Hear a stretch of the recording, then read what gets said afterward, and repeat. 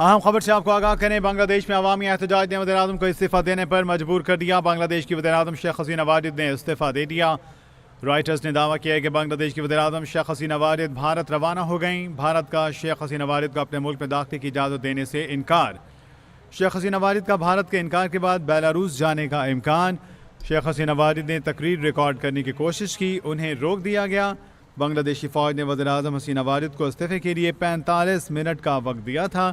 बांग्लादेश में हज़ारों मुज़ाहिरीन शेख हसीना वाजिद की रिहाइशगाह में दाखिल हो गए।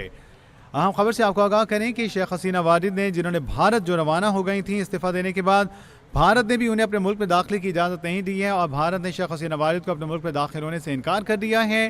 जिसके बाद शेख हसीना वाजिद ने बेलारूस जाने का इम्कान ज़ाहिर किया कि शेख हसीना वाजिद अब भारत के इनकार के बाद बेलारूस जाएंगी। शेख हसीना वाजिद ने तकरीर रिकॉर्ड करने की कोशिश की, इन्हें रोक दिया गया। बांग्लादेशी फ़ौज ने वज़ीर-ए-आज़म हसीना वाजिद को इस्तीफ़े के लिए 45 मिनट का वक्त दिया था।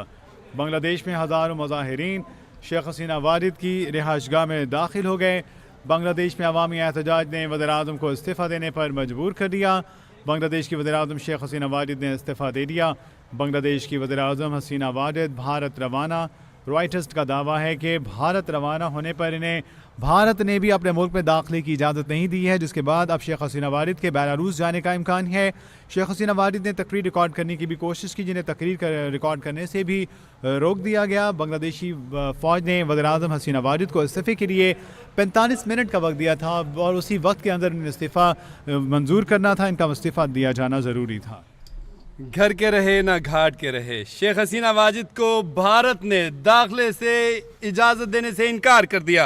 अहम खबर आपको दे रहे हैं, बांग्लादेश की वज़ीर-ए-आज़म मुस्ताफ़ी वज़ीर-ए-आज़म हसीना वाजिद को भारत ने अपने मुल्क में दाखिल होने से इजाज़त देने से इनकार कर दिया। अहम खबर आपको दे रहे हैं, हसीना वाजिद भारत जा रही थी, ताहम भारत ने उनको कबूल करने से इनकार कर दिया है। शेख हसीना वाजिद ने, आपको बताएं कि जाए पनाह के लिए भारत को चुना था, लेकिन भारत ने उनको अपने मुल्क में दाखिल होने से इजाज़त देने से इनकार कर दिया है। शेख हसीना वाजिद के लिए भारत में कोई जगह नहीं रही है। शेख हसीना वाजिद को भारत में घुसने से भारत ने रोक दिया है। उन्होंने कहा है कि बांग्लादेश की जो वज़ीर-ए-आज़म हैं शेख हसीना वाजिद, जिन्होंने इस्तीफ़ा दे दिया और उनको उनकी फ़ौज ने ज़बरदस्ती इस्तीफ़ा लेके मुल्क बदर कर दिया, उन्होंने भारत में जाके पनाह लेने की कोशिश की, लेकिन भारत ने उनको दाखिले की इजाज़त देने से इनकार कर दिया है।